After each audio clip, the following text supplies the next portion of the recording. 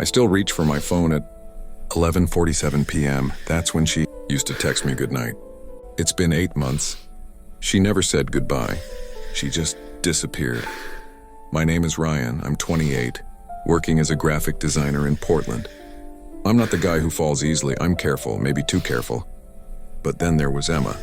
Emma worked at the coffee shop 2 blocks from my apartment. Dark hair, always in a messy bun, paint stains on her jeans because she was an artist who couldn't wait until she got home to create. She had this laugh that made everyone around her smile, even strangers. The first time we talked, she misspelled my name on my coffee cup on purpose. Rain instead of Ryan. When I pointed it out, she shrugged and said, "You look like someone who appreciates rainy days." She was right. I fell for her that morning. For 6 months, Emma was my person. We didn't do anything extraordinary. We'd walk through Forest Park on Sunday mornings, her hand cold in mine, talking about everything and nothing. She'd drag me to art galleries I pretended to understand, and I'd make her watch old sci-fi movies she'd fall asleep during. She painted in my apartment because hers had terrible lighting. My living room smelled like acrylic and turpentine, and I loved it. She'd paint with her back to me, humming songs I didn't know, and I'd work on my laptop, just happy to be in the same space. One night in April, we were lying on my roof. The city lights blurred the stars, but we pretended we could see them anyway. "What are you afraid of?" she asked suddenly. "Losing people," I said. "You?" She was quiet for a long time. Then she said, "Staying too long in places I don't belong." I should have asked what she meant. I didn't. I just kissed her forehead and told her she belonged right here. I really believe that. It was a Tuesday in October. I remember because Tuesdays were our days. She had the morning shift, and I worked from home. That morning she texted me at 6:47 a.m. "Coffee's on me today. See you at 8?" I showed up at 8:15. The shop was busy. Emma handed me my coffee, name spelled correctly this time, and smiled. But something in her eyes felt far away. "You okay?" I asked. "Yeah, just tired." She touched my hand across the counter. "I love you, you know that?" It felt random, urgent. But I smiled. "I love you too. See you tonight?" She nodded. That was the last time I saw her. By 6 p.m. she hadn't replied to my texts. Not unusual, she sometimes got lost in her painting. By 9 p.m. I was worried. By 11 p.m. I was at her apartment. Her roommate opened the door looking uncomfortable. "Ryan, Emma left this afternoon. She said she needed to go home. Family emergency." "What?" She didn't tell me anything. Her roommate handed me an envelope. My name on it. Emma's handwriting. I sat in my car under a streetlight and opened it. "Ryan, I'm sorry I didn't have the courage to say this to your face. There's no family emergency." That's a lie, and I'm already a coward for asking Jess to tell you that.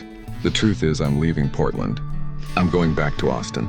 My ex, we've been talking, not like that, not behind your back, but he's been struggling and I don't know. We have history, unfinished things. I need to figure out if I walked away from something I shouldn't have. You're going to hate me. You should. I hate myself for this. You deserve someone who's sure. I thought I was. But lately, every time you looked at me like I was your whole world, I felt this panic like I was drowning. Not because of you, because I'm not whole enough to be anyone's world yet. I love you, I do, but I love you enough to leave before I hurt you worse. I'm sorry I'm a coward. I'm sorry I couldn't be braver. Don't look for me. E. The paper shook in my hands. My chest felt like someone had reached inside and crushed everything. She was gone. Just like that. Because of someone from her past. Because I loved her too much. Because she wasn't sure. The next 3 months were a blur of gray. I stopped going to that coffee shop. Couldn't. Every street in Portland reminded me of her. The art supplies store, the park, even the Thai place we ordered from every Friday night. My apartment still smelled like her paint. I couldn't bring myself to throw away the half-finished canvas she left behind, a painting of rain, falling on a city skyline. She never finished it. I called her once, 2 weeks after she left. It rang 4 times, then went to voicemail. I didn't leave a message. What would I even say? Friends told me to move on. She made her choice, man. But how do you move on from someone who felt like home? I couldn't eat, couldn't sleep. I'd lie awake at night replaying every conversation, searching for signs I missed. That night on the roof, staying too long in places I don't belong. She was already halfway gone, and I was too blind to see it. I hated her. I missed her. I loved her. I wanted her back. I wanted to forget her. I felt everything and nothing at the same time. In January, 4 months after she left, I got a text from an unknown number. "Hey Ryan, it's Jess, Emma's roommate. I thought you should know. Emma came back to Portland last week. She's staying with a friend in Selwood. She asked about you. Asked if you were okay. I told her I didn't know. I think she wanted me to tell you she's here. She didn't say it, but I could tell. Anyway, thought you deserved to know." My heart stopped. She was here, 10 miles away. I stared at my phone for an hour.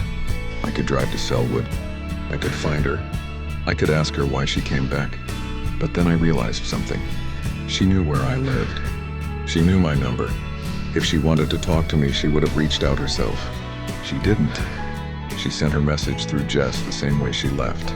She wanted me to know she thought about me, but she didn't want me back. And that hurt worse than when she first left, because it meant I wasn't a mistake she regretted. I was just someone she loved but couldn't choose. I never reached out. I deleted Jess's text. I let Emma stay in Selwood, and I stayed in my corner of Portland. Some people aren't meant to stay, no matter how much you love them. If there's one thing I learned, it's this: love isn't always enough. And that's not your fault. Sometimes people leave not because you weren't enough, but because they're still trying to figure out who they are. You can't hold on to someone who's already let go. All you can do is let them walk away and hope they find what they're looking for, even if it's not you. And relax, guys, and subscribe to my channel. Heart Voice Side. Bye everyone.